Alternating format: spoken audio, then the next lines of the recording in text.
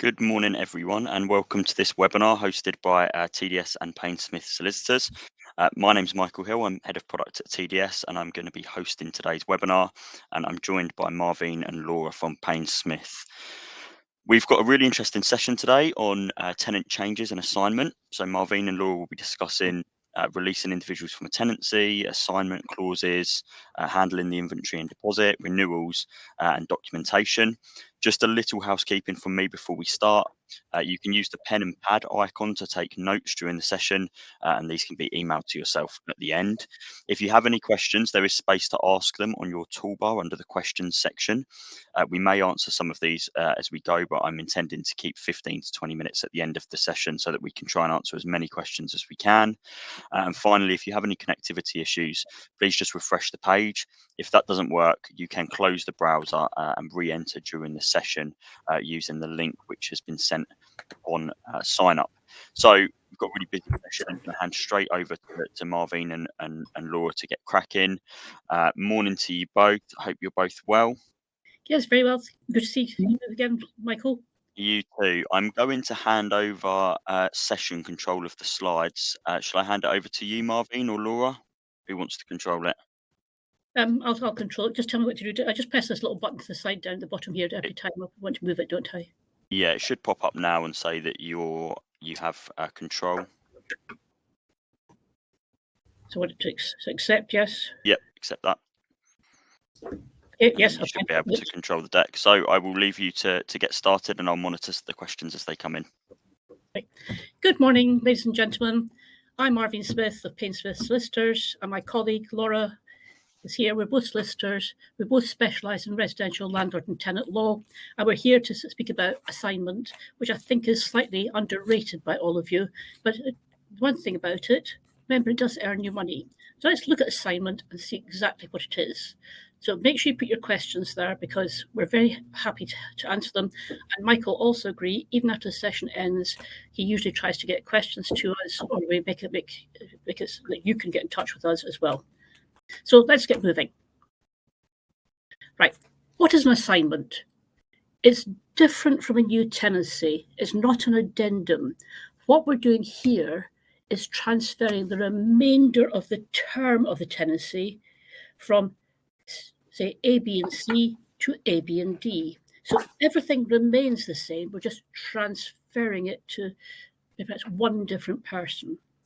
This is an ideal situation if you've got less than 6 months of a tenancy. It's ideal for situations where there's 3 or 4 sharers and they obviously can't live together for 6 months. I will say to you, by the way, I've got very strong views about a couple in a property who fall out. I think one of our best ones was 36 hours, which obviously wasn't true love. But seriously, you do not just release somebody from a tenancy. I keep saying, well, he wants to leave or she wants to leave. The answer is they signed a contract. You work for your landlord. The landlord is your client. Therefore, as far as I'm concerned, even if they leave, they can remain in that contract and be liable for rent and any damage to that property until the very end of the tenancy.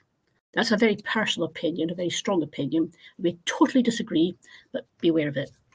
So, effectively, their deed of assignment. If a person wants to vacate, this is the time they're saying to you, I want to leave the property. So you have to move in with your deed of assignment there. It is not enough to send them a letter giving conditions. If they sign nothing, they do not have to agree to anything. First thing is, does your landlord want that assignment? You landlord, do you want to assign it? It is your choice. It is not a fait accompli. You can actually say no. By saying yes, you're removing that person's responsibility for the rent and any obligation of the tenancy, including damage, from the point that tenancy is transferred to new people. So how are you going to protect your interests is most important, and that's why your assignment has got to be properly written. But until that deed of assignment is signed, dated, and exchanged between the parties, the original people remain liable. Just moving somebody into the property is not the issue. There is a permitted occupier of the tenant that you have not allowed them to stay there. They've got no rights whatsoever. The deed of assignment gives them tenant rights. That's the important part. You also need to think about the clause in your tenancy agreement. In your tenancy agreement, it usually says not to assign, share, part with possession, underlet without the landlord's consent, which will not be unreasonably withheld. Make sure it does say you can't actually assign this tenancy without your consent. If you don't say that, and the clause is not there at all, it's almost saying, well, yes, you can actually assign the tenancy, and that's the last thing you want. If the clause doesn't say without your consent, they'll still try it. They'll definitely try and assign it, so it gives you a problem. Now, your clause usually forbids assignment, saying without the landlord's consent, which will not be unreasonably withheld. Why do we have that clause? Because it was originally the Unfair Terms in Consumer Contract Regulations, 1999, now effectively Consumer Rights Act 2015, that says you can't just forbid things in agreements. You've got to be fair to a consumer, to an individual, and therefore you've got to say you will give consent if it's reasonable. But many mortgage lenders do not like that phrase without the landlord's consent, which will not reasonably be withheld. And many will actually state that you cannot have that part in your tenancy agreement, or they will not give approval to rental. Check that with your lender now. How many of you have checked that? Because if they find you've signed that tenancy agreement with that clause in, with that wording in it, they can forbid consent. So go and check that for your next tenancy, especially buy to let. They're not keen on it at all. So make sure you have checked your mortgage conditions. Make sure you've checked with your lender, because it could really affect you. It could end up with an even larger increase in interest, which is what you do not want at this point in time. Now, can you withhold consent? Yes, of course you can. You have the choice. So when can you refuse? Well, the example I tend to use is there's 2 weeks left of the tenancy. There's 6 weeks left of the tenancy. I had one landlord who said, I've allowed assignment 3 times during the last year. I'm fed up of this. There's 6 weeks left. The answer is no. Was he being unreasonable? Of course not. It's quite reasonable to say that. I do not want this hassle 6 weeks before the end of a tenancy. You can also say, right, I need references, I need this, that, the next thing, whatever conditions you wish to put on it, as long as they're fair. And if the person can't comply with these conditions, such as the references, etc., and also your right to rent check, which is crucial, then basically you can refuse. So you don't have to feel bludgeoned into giving consent.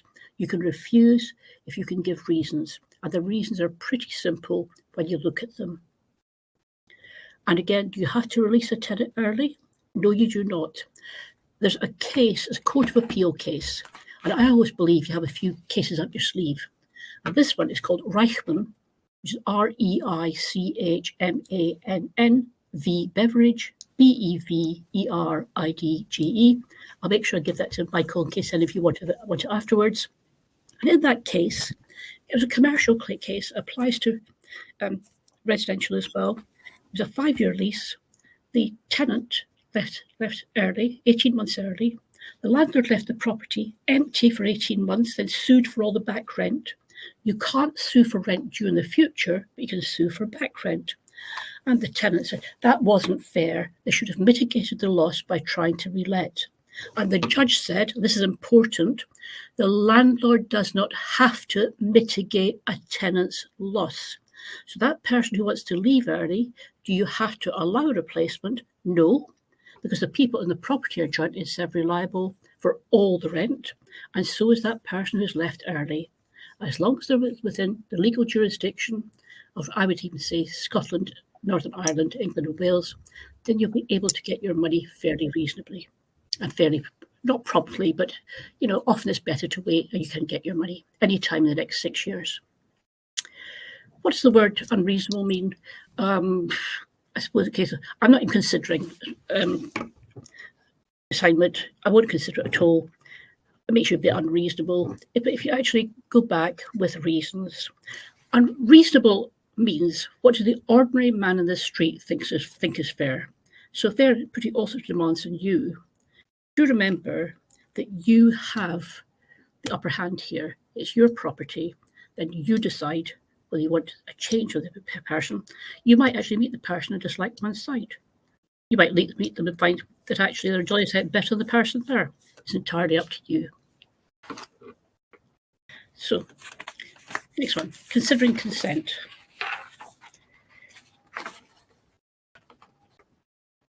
I think this point, I'll hand you over to Laura, who's going to speak about considering consent. Yeah, thank you. So as Marvin's already suggested, there may well be a number of factors that may impact whether or not the landlord is prepared to make a decision to agree for an assignment of the tenancy. Now, one of those and quite an important factor is what is the position with the current tenancy? Is there rent arrears, for example? Is a landlord going to want to release a tenant whereby there is rent arrears? There's a number of questions that are normally going to crop up at this point. Who is going to be responsible for those arrears?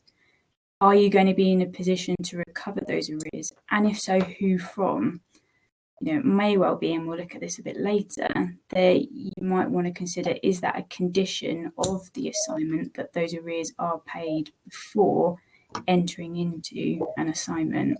Or is it a consideration, in fact, for the landlord to say, actually, I may want to seek possession of the property? Is the parties who are going to be remaining in the property going to be in a position to pay the rent moving forwards, or is it simply going to incur more rent arrears?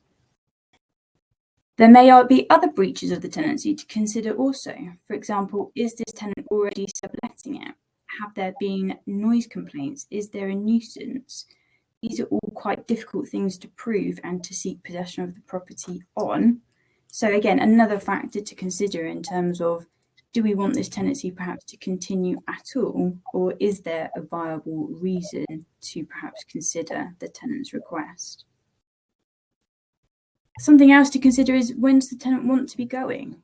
How does this fit in with the terms of tenancy? Again, using Marvin's example, if there's 5 weeks left of the tenancy, is it because they want to go at that point? Does that really work for the landlord, particularly taking into consideration what their intention with the property is? It may be that they don't want the tenancy to continue after that 5-week period, in which case, is moving somebody new in really within the landlord's best interests?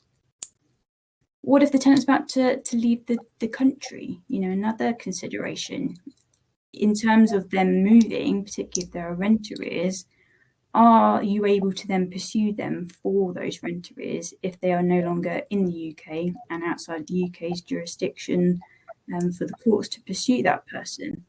Or is it also the factor that they are moving out of the country, have no intention of returning, and you may well be in breach then of your insurance clauses if the property is going to be left vacant? Because of course that can also be a very big problem for the landlord.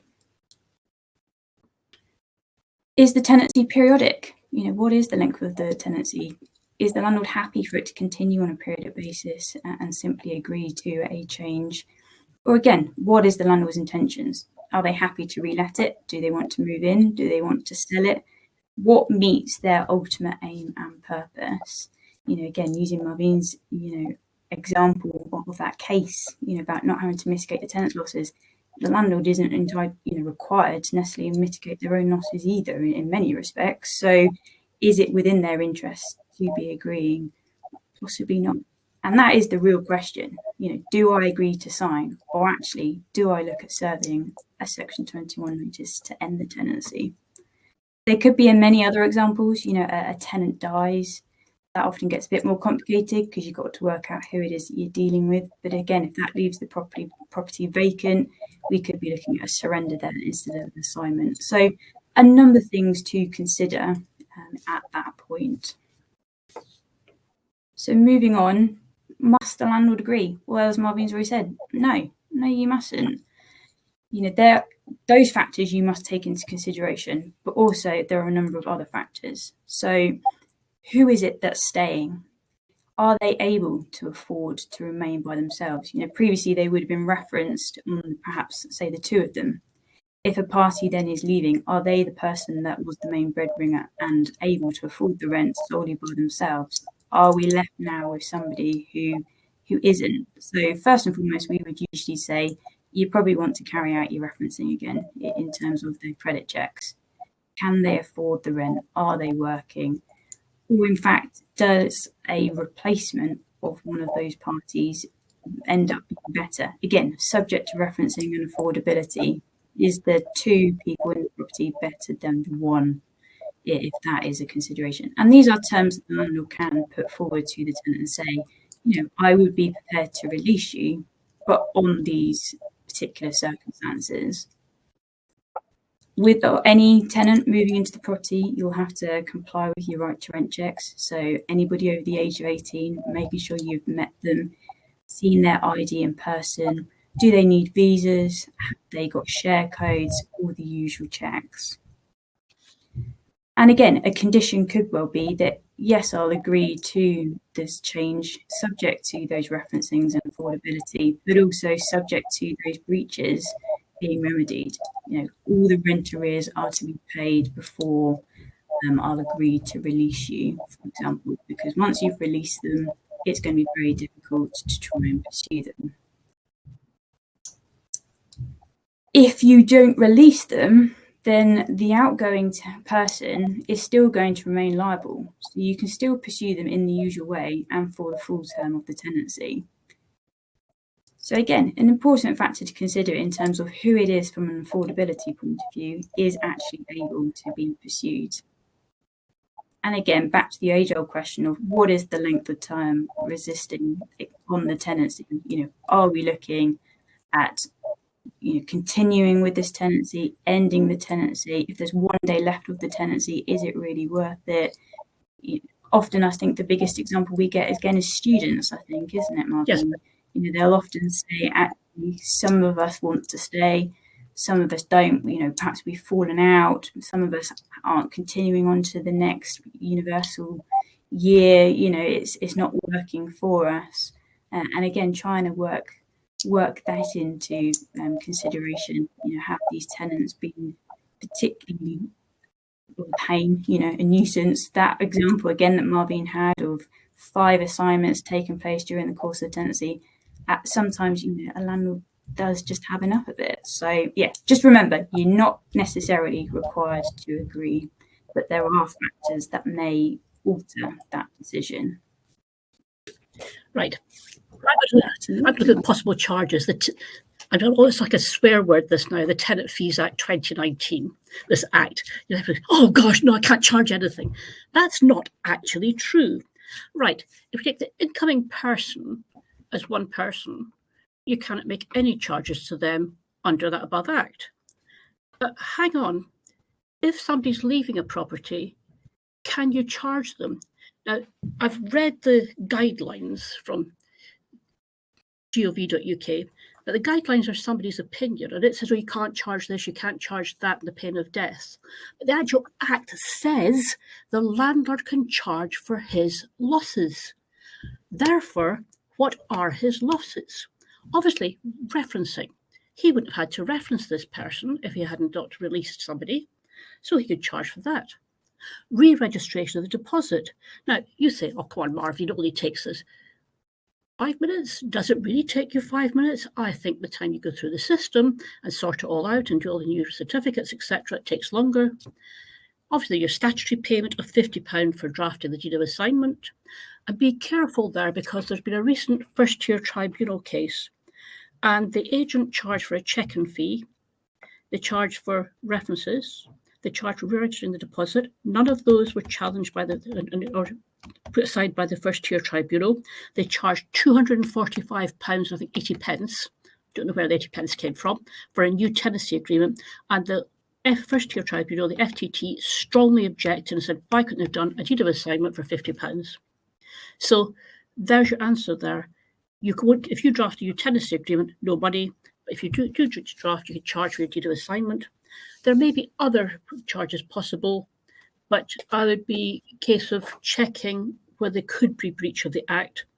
I said check-in. I don't believe in check-in, check-outs, because with all the stuff all over the place of the people remaining there, you can't really see damage. I prefer what I'm about to say in a minute, and actually you can document all the various things that there was in your deed of assignment. So yes, you can make charges. Be aware of that. Make those charges. Be able to provide the proof if necessary, and if they do threaten you afterwards, do stick to your guns and don't just give them all the money back. Although I say that pragmatically, sometimes it's better than incur legal fees. It's just not worth it. You make a decision at the time. Now, let's look at how to document the change. First of all, there's two ways. You do a deed of surrender and a new tenancy agreement. So your deed of surrender will have clauses regarding the deposit and damage and the inventory and what check-ins and check-outs and how you're going to work that out. Then it's going to obviously say about who's going to pay for the damage, etc. I had somebody in an Arla training course I was running, and to be honest, the time she finished everything she did, I felt quite tired. And I said, "How much do you charge for this?" She says, "Oh, but you offer free. It's part of our service." I didn't think she was fantastic. I thought she was actually silly to do it that way. Remember also, a new AST, there's absolutely no case law on this. It has to be for a minimum of 6 months. Do the people who are going to remain, do they want to stay 6 months? Does that suit you? Are you going to have problems in the whole of the first 6 months of this new tenancy with more people wanting assignment? Is it worth the hassle? They can choose to actually ask for a break clause. You can't have one until the end of the 6 months. You're shooting yourself in the foot because you're tying yourself in for 6 months. You cannot charge for drafting that new tenancy agreement. The Tenant Fees Act specifically says so. And also, as I said earlier, risk of possible requests for assignment. Now, what you do need to also consider, and you have to put it in the tenancy agreement and in your deed of assignment, is a clause regarding the deposit and payment to the person leaving. How are we going to deal with that in a simple manner? And also an inventory and any check-in if possible. As I've said, I don't like saying the check-in, check-out. I think it's impossible to do a proper one, and you just end up making everybody unhappy. So how are we going to actually sort this out? Well, what I suggest is you do a deed of assignment. Why a deed? Because it's a transfer of land, and therefore it should really be by deed. You can do a contract if you like. It's probably not going to have any real major legal implications, but I prefer to do. I like deeds because they're much stronger and the courts accept them. The downside is you need a witness, so obviously electronic signatures are not really possible there, because how are you going to prove if the landlord signs it out in Hong Kong that the person was in the same room as him? Almost impossible. So your deed of assignment has 3 parties. Your landlord, I should say the old tenant, sorry, not the new tenant there, actually the old tenant, with the original persons forming the tenant. I do apologise for that error. The new tenant is the original tenants remaining. So let's say it was A, B, and C were the original tenants, original people. Now C's moving, leaving, but A, B, and D is the new person. That's our new tenant. So basically, A and B are going to sign as the original tenant, and they're also going to sign as the new tenant. So it gives flexibility. You can, in that deed of assignment, you will say that the tenancy agreement dated, that's the original date, is transferred to the new tenant as from whatever date. If the tenancy agreement had been renewed a number of times, you give just each date of renewal. It's quite simple. Then you also say that they take over the same terms and conditions, so effectively they're taking on the whole tenancy, and just give a copy of the original tenancy agreement attached to that deed of assignment. You also have the charges you're going to make for them. So basically, they agree that the new person will be referenced, so they'll pay for the clause of the referencing. They agree that the deposit will be re-registered, and Laura will come on to that in a minute, just how you've got to make sure you do re-register that deposit in the new people's names. Please do not forget. And any other charges, like the £50 for the deed, and anything else, check in, check out if you want it. all that can go in there. There's a lot of flexibility there. You can make your charges to cover losses. The original fixed term remains the same. So the tenancy started on January the 1st. Well, at this point in time, we've got 3.5 months before December the 31st. So only 3.5 months remain. And most people quite like that flexibility. It also gives you a chance to assess the new person and decide if you actually want to carry on that tenancy with all these people, or if you say, nope, I'll be serving a Section 21 and get rid of them all at the end of the tenancy. This is not working out my mind. It gives you a lot of control, landlords, and I think that's where you want to keep it. Now, Laura's going to say about some suggested clauses in the tenancy. Laura. Yeah, thank you. So one of the biggest things to consider is the deposit. Now, as Marvin said, in terms of doing an assignment, the tenancy continues on the terms of the original contract. Now, what you can also do as part of that is include a clause that says the deposit is transferred to the new tenant. Now, what do we mean by that? Well, effectively, what we're saying is from a landlord's perspective, we don't want to get involved with the whole dispute of portions of the deposit being sent back to one party, having to obtain another deposit. You know, the landlord has already considered and agreed to release the tenant under terms, and this can be another one of those terms. We're not getting involved in whatever dispute you have between yourselves. What we suggest is the deposit stays and continues with this tenancy. The arrangement then between the two of you is what happens with that deposit. So, for example, the tenant leaving can request that the share, perhaps, of the deposit they paid is reimbursed to them from the other. So whether or not that be the tenant who is remaining or any new incoming tenant. So this way, all the landlord has to do is make sure that deposit is now protected in the parties' names of those who are actually going to be residing in the property, and ensuring that it's then been reserved on the new tenant. At this point, you can also consider whether or not you want to increase the deposit, although, of course, you need to bear in mind the Tenant Fee Act does have limits in terms of the amount of deposit you can take. 5 weeks is if the tenancy is £50,000 per year, or 6 weeks if we're over that. So an important consideration. And also in terms of whether or not you're going to claim for any sums for existing damage. So are there any deductions proposed to that deposit at that point of switching? Again, a consideration, do we do it at this point or do we do it at the end of the tenancy? Who is it that is deemed to be liable, I suppose one might ask, for the actual damage that's been caused? Is it the parties that are remaining, or is it the parties that are going? But again, you know, can be used between the two tenants themselves to be ultimately arguing. Again, if they want to be released from the tenancy, they've got to consider that the landlord may well have terms for that. So another reason as well that you may want to do the deed of assignment is in terms of the inventory.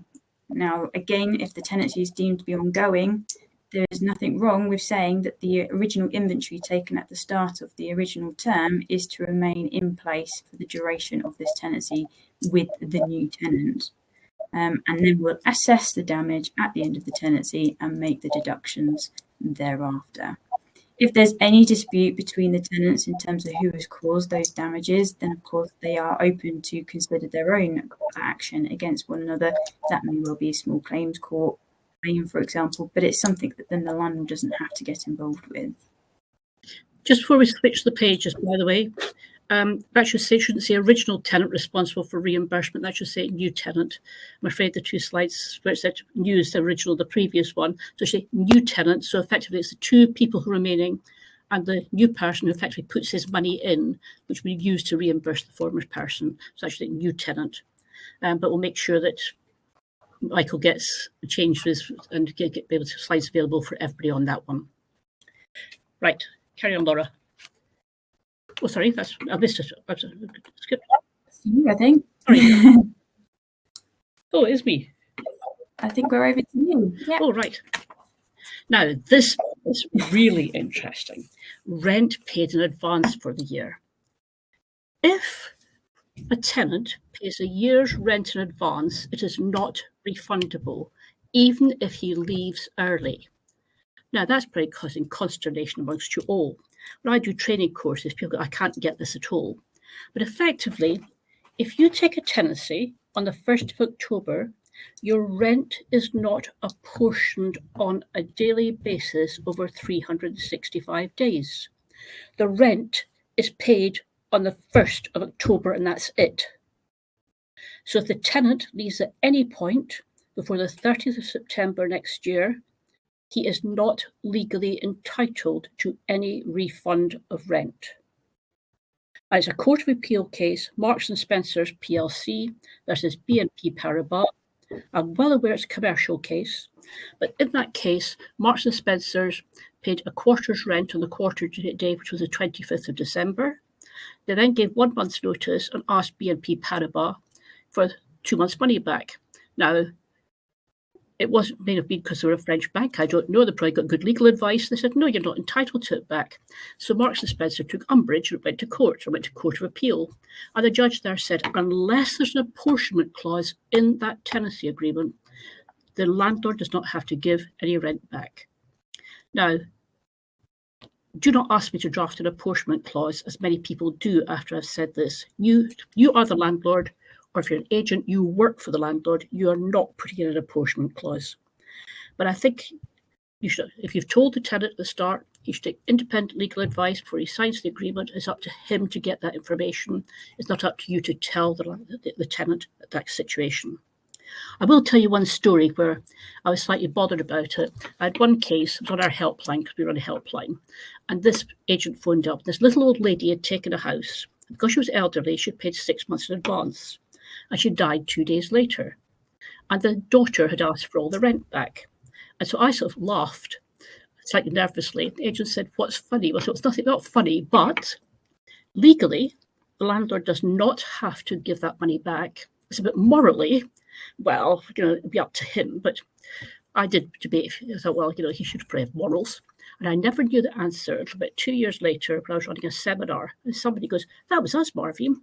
I said, did the landlord have any morals? He said, no, he didn't. He kept all the money. So be careful. If you think the landlord's wrong, if you hand that money back, remember, if you're the agent, then basically the landlord could sue you for handing the money back. If you're the landlord, consider it. You might just say you've got no morals as well. It's entirely up to you, but be aware of that. So this is the thing there. The deed of assignment, what are we going to do there if we had a year's rent paid in advance? And the tenant, one person forming the tenant, is leaving 4 months early.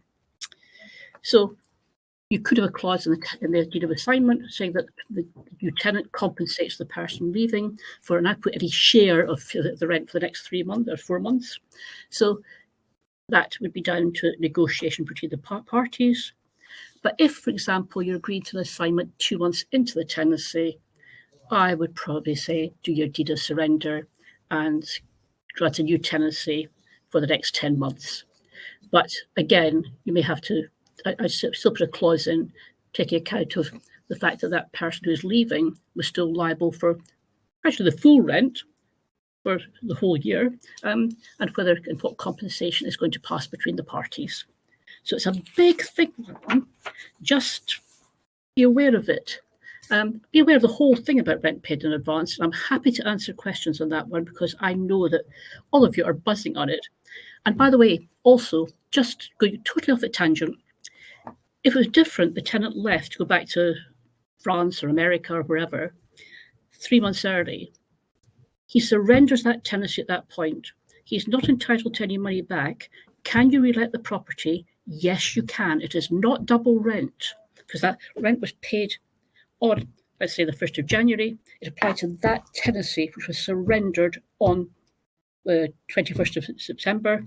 We relet that property on the 1st of October. It's a brand new tenancy. It's a new rent. The two things are entirely separate. So it's not double rent and it's not illegal. So I'll put you back to Laura once you've all finished shutting your mouths and being totally surprised. So just sometimes it is in favour of the landlord.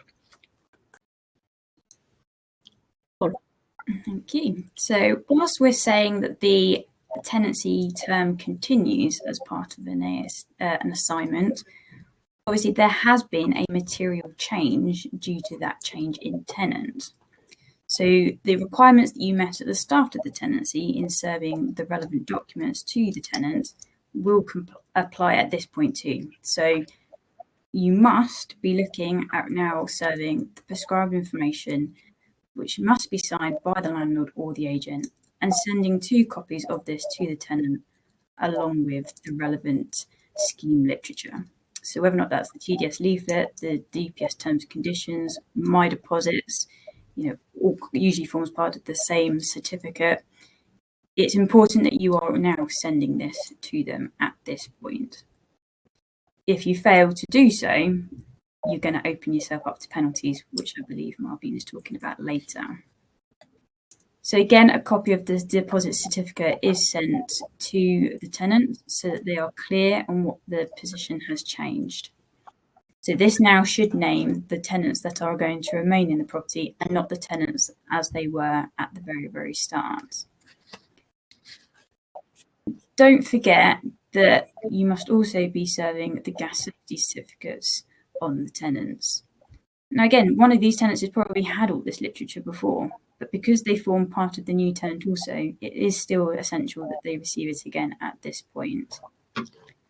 So gas safeties are important. I mean, Court of Appeal case to Carroll House v Roundfield, that altered the position in saying that there was always this concern that you could never then serve a valid Section 21 notice if you haven't provided a deposit certificate or a gas safety certificate even at the start of the tenancy.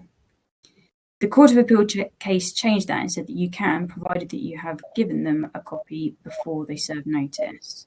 So where there's a material change, if you haven't already done so, may not be a problem so long as you're doing so before you serve notice. But as I say, if you're doing it at the point of which that this change takes place, you're covering yourself so you don't have to worry about it later. Same applies with your EPC, how to rent guide, and obviously now the ICR reports. So remember, important that they receive all this information because it is part of the prescribed or the requirements under the legislation of documents that must be given to a tenant before you can serve a valid notice. So even though the new tenant may well form part of the old tenant, they might still have that information. And so moving on, how do we serve it? What is service? So this is going to be physically providing a copy to the tenant. Now you will need to check your tenancy agreement to determine how you can serve notice. And that will determine again how you can then serve these documents on the tenant. If you, for example, have an email clause within the tenancy agreement, then perfect, you can be looking to serve it by email to the tenants. You will need to make sure that you have obtained the consent from the new party, particularly if they weren't involved in the tenancy previously, that you can send that information to them by email and to have obtained the correct email address. There may not be, and there quite often is not, an email service provision within a tenancy agreement, particularly if it's an older tenancy agreement. The courts are still catching up on whether or not they've accepted email service. They do, but of course they are very strictly interpreting the terms of a tenancy agreement. So you'll often have, for example, a notice clause that allows by first-class post. If there is no notice provision within the tenancy agreement, you're going to have to comply with Section 196 of the Law of Property Act, which states hand delivery or recorded post. Now, recorded post is not something we recommend because if the tenant does not sign for it, it's not deemed validly served. So ideally, when you're getting this consent from the tenant to be serving by email, for example, you want to do so in writing, so you've got that also to rely upon when you are emailing documents to the tenants. Or again, if they acknowledge receipt, that is often another useful way in which we can argue that service has been accepted But certainly, for example, when it comes to notices, a lot of tenants won't want to accept because, of course, they may not want to be moving out. So, a few considerations there to bear in mind, not only for the serving of these documents. And Marvin, over to you. Why is it necessary to be serving these documents? Well, the reason for serving documents is Deregulation Act 2015. If you actually think it took from January 1989 to 2015 to sort out all of this, it's quite interesting. So if you have not protected that deposit in the new names, you can't serve a Section 21. That's the end of it. And if you do, it is void. What would you do to be able to serve that Section 21? You've got to return the whole deposit. But remember, there's a statutory penalty of 1 times the deposit. And if that tenant takes legal advice, and there's a lot of ambulance chasing lawyers out there willing to do this for no win, no fee, and they take a percentage of what the tenant gets, they're entitled to another 1 times that deposit. And I don't care how good a landlord you've been and you've returned that deposit at the end of the tenancy, don't forget the tenant can sue you for the next 6 years after the tenancy ends. And many of them are doing it. It's become almost too easy for them. It's a work we refuse to do in this firm, but there's a lot of lawyers doing it. Also, you haven't changed the prescribed information into the new people's name. Section 21 cannot be served.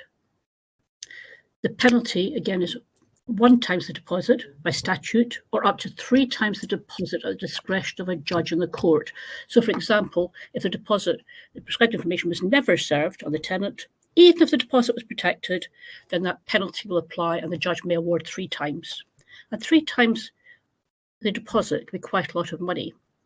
And what people forget, and this is in bold and red as you can see, that penalty applies for each year of the tenancy. Laura, in fact, settled a case just last year where the tenant was claiming £96,000 from the landlord because the tenancy had lasted for 10 years. We think there was a few undercurrents in the whole thing, but that's a very substantial amount of money, landlords and agents, because it could happen to you if you're the person who's failed to do it. And basically, think about it.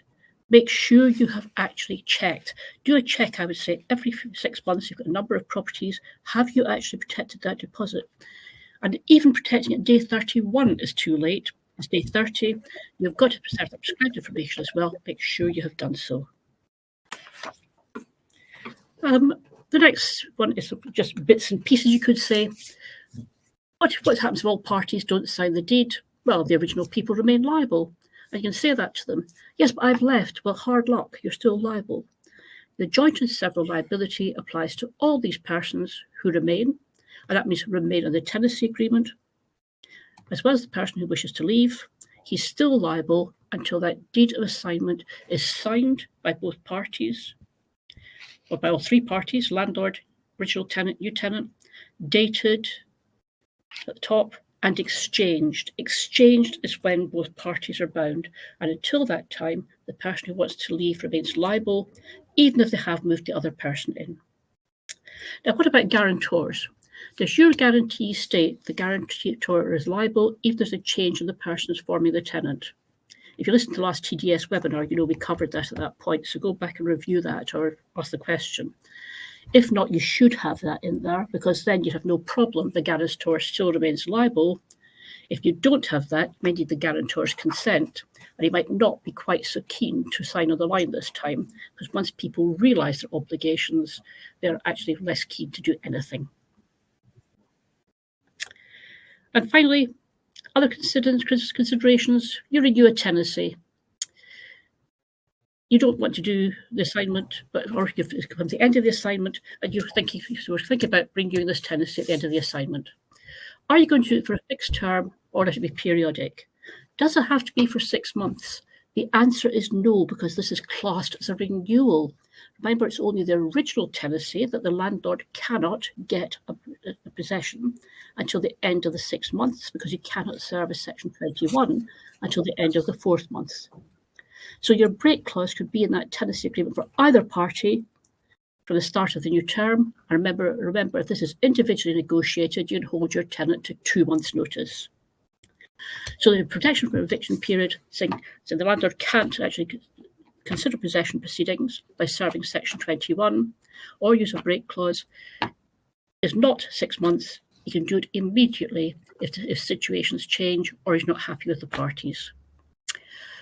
If you say, no, I'm going to let the tenancy be periodic, which many people are, by the way, if you are, do make sure that you do actually have in your original tenancy agreement a rent increase clause. That saves a Section 13 notice, which is a lot of hassle. But if you have a periodic tenancy, the rent increase clause would still apply, but either party can give notice at any time.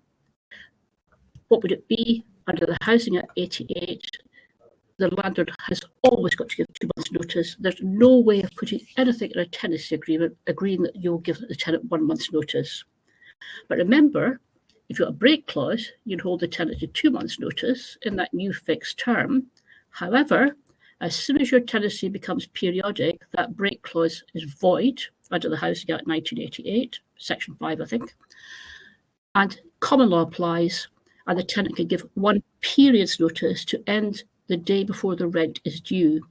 So if he pays his rent on the first of the month, his notice has always got to end on the 30th or the 31st.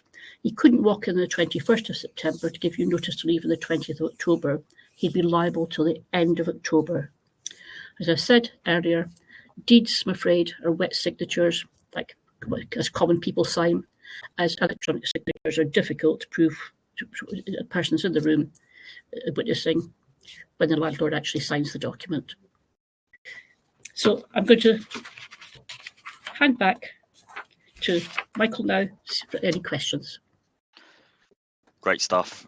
Thank you to you both. Tons of useful information in there, and I really can't stress, as you said earlier, how important those suggested clauses are in the deed of assignment. We've seen many end of tenancy disputes where almost all of the tenants have changed over the course of the tenancy, and the landlord intends to rely upon a check-in report which was undertaken a number of years ago, and none of the new incoming tenants have agreed to. So yeah, really valuable advice there.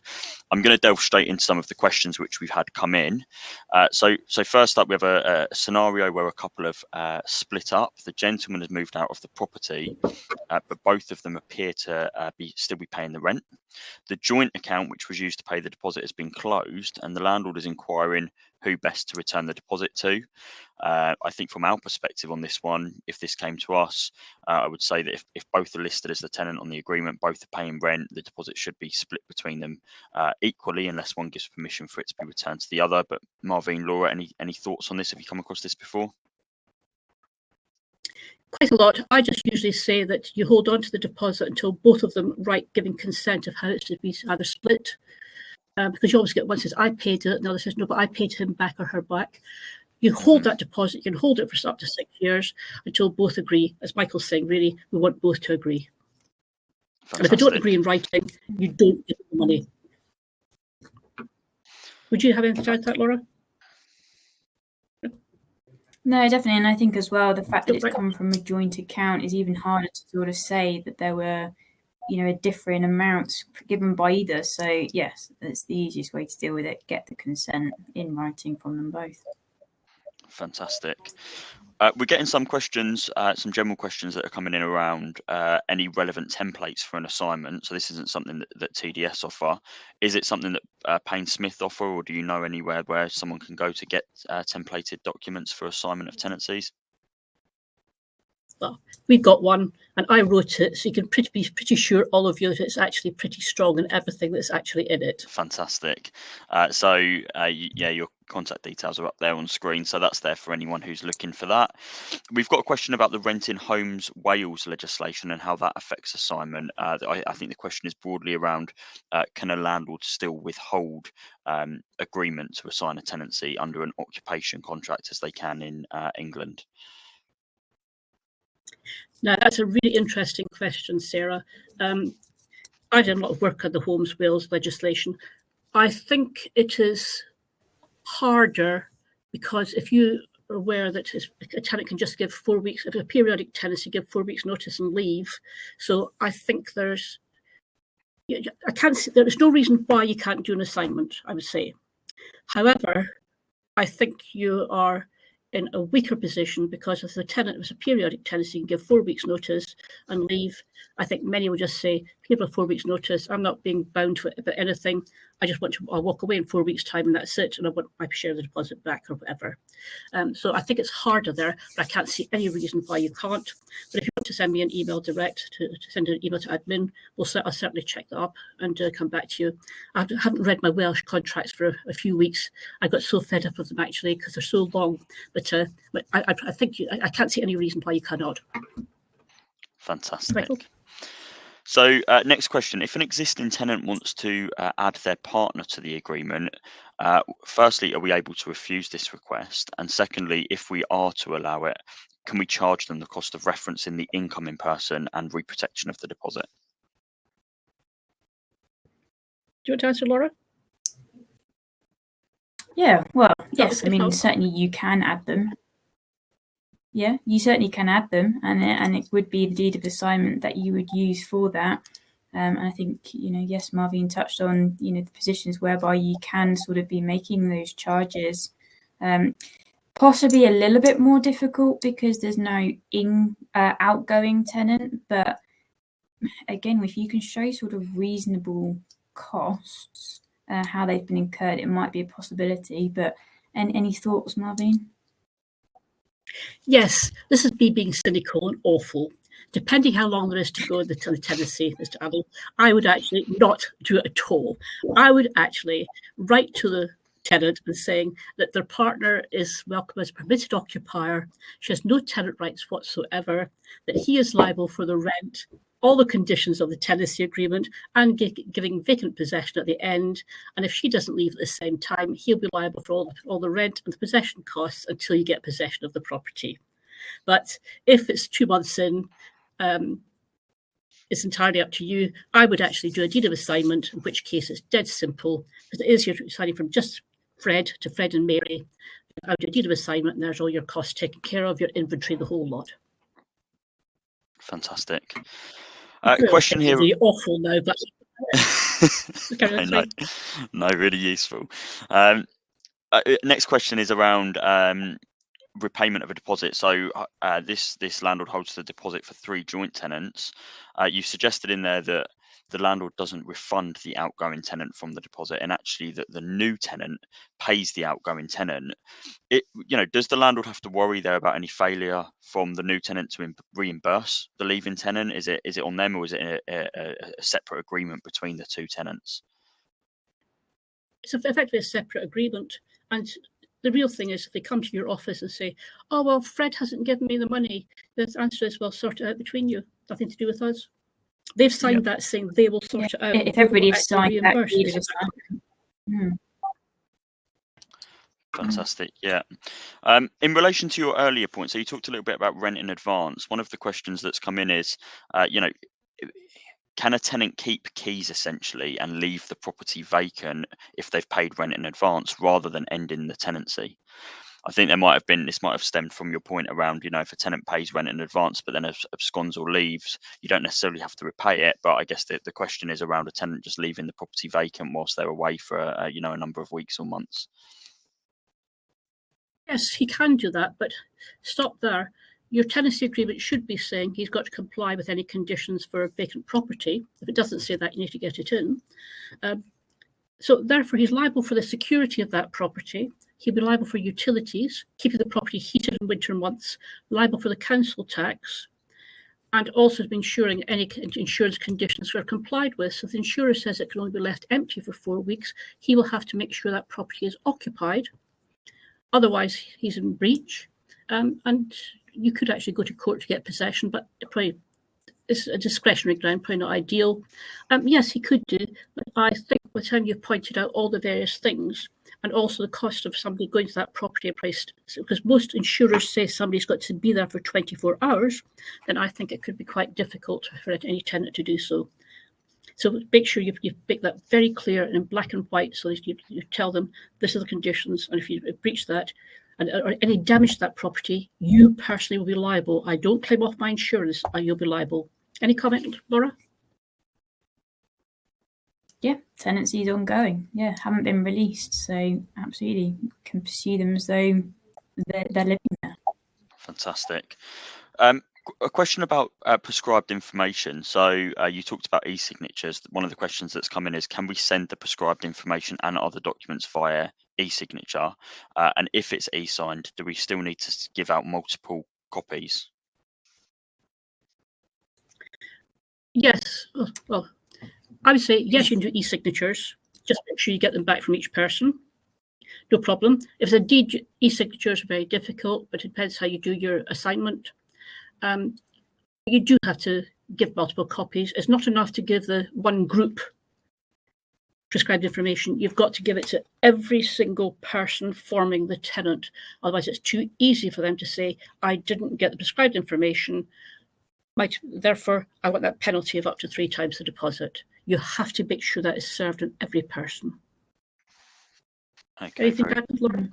And I think also just also to bear in mind, and it's a dispute that we've had in the office ourselves as well. It is e-signatures similar to email, in which case have you provided for that as part of your tenancy or got the consent? Because yes, if they then dispute, if they sign it, I suppose the issue is kind of resolved, because you can say, well, you've accepted it. It's that acceptance argument.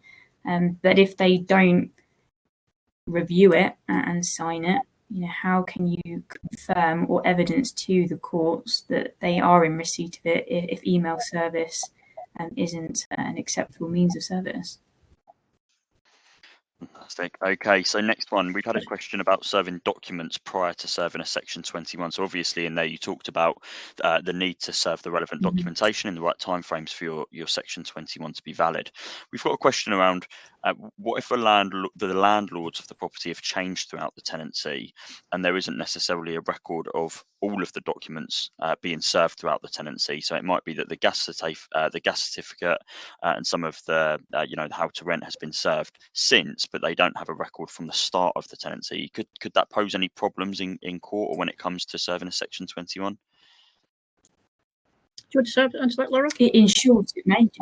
Yeah, I mean, in short, it may do. I mean, we'd have to have a look really to see what documents we think are missing, because some of them can be rectified, others of them not so easily. And again, sort of how far back we're saying this tenancy went. Is it a tenancy that happened before the Deregulation Act 2015, in which case there may well be reasons or excuses that can be used for not holding those. But yeah, we'd need to know kind of what documents are missing to determine how much of a risk or a problem that would be, and whether or not then there are other options to explore. Great, that's. Can I also just add in? Yeah, please. Can I just also add in there that make sure that you don't attach all these documents to the Section 21. We always, if we do that, you send all these documents out to each person, say 2-3 days beforehand, then you serve your Section 21. And the other thing in your Section 21, you show the new owner, and if the tenancy agreement is still in the name of the old owner, you put formerly owned by whatever the name of the old owner is, Fred Bloggs, etc., just to link the two, like joining up your knitting. Okay. Ideally as well, if you're reserving those documents at that point, making it clear within that correspondence that the ownership has changed, just to avoid that doubt. Yeah, really useful. Quote the Landlord and Tenant Act 1985, Section 3. Perfect. Okay. Landlord and Tenant Act 1985, Section 3. Sorry, Michael. A bit of legislation in there as well. We'll include that in the handout when we circulate it around, if that's useful. Just a couple more questions just before we wrap up. So back to return of the deposit. This landlord says one tenant's provided bank details, the other isn't replying or given any consent for their share to be given to the joint tenant. What should a landlord be doing in this situation when they've chased up the funds, they've chased the tenant? Should they just be sitting on the deposit until that tenant comes back, or should they be releasing it to the joint tenant? Well, I could be really cheeky here and say this is where they should use you, Michael, TDS, and send it there. Yeah. I mean, from our perspective, we would sit on the funds, and wait until that tenant comes back and give us consent of how to distribute it. I think that's the safest way. Yeah, I agree with you. So it's called peer pressure. If this one gets a bit difficult because he's not getting his money back, it's up to him to contact the other flatmate and sort it out. No, agreed. And finally, just a general question to finish up on. We've got a couple of questions. Where can we go to keep up with all of the the legal changes that are coming in and keep up to date with it so that we're ahead of it? Do you have any resources or an area in your sort of website, Painsmith, where you post any of the regular news or updates, or do you have anywhere that landlords you could recommend? We do blogs. Also, if you're on our helpline, we'd be able to answer questions there. I wouldn't get too worried, and I know this sounds against what everybody else is saying. The Renters Reform Bill, it's not going to happen for about at least 2 years. And in fact, it seems to be getting more and more distant. I think it's just looking at the situations now, because I think case law is much more relevant to you at the minute and see what is happening there. So yes, we always put anything up or anything that I think is important. For example, I've been putting new clauses in tenancy agreements for certain things. So I think that's much more interesting to you just now. What do you need to protect yourself with at the moment? And we certainly always put up blogs and anything else that I think is of interest. Fantastic. That's really useful. So I'm going to wrap it up there as I'm conscious of time. A huge thank you to both of you, Marvine and Laura, Painsmith Solicitors. I am aware there were a number of unanswered questions. We've just had so much interest, such a great topic. So I will ensure that we circulate a handout to all of our attendees today with any unanswered questions that we haven't got round to, and we will cover off some of those that we did answer, but we consider to be really useful for the audience, and obviously those case law that Marvine referenced as well. So thank you all for attending. I hope you found it useful. Marvine, Laura, thank you. Fantastic session. And yeah, we'll look forward to the next one.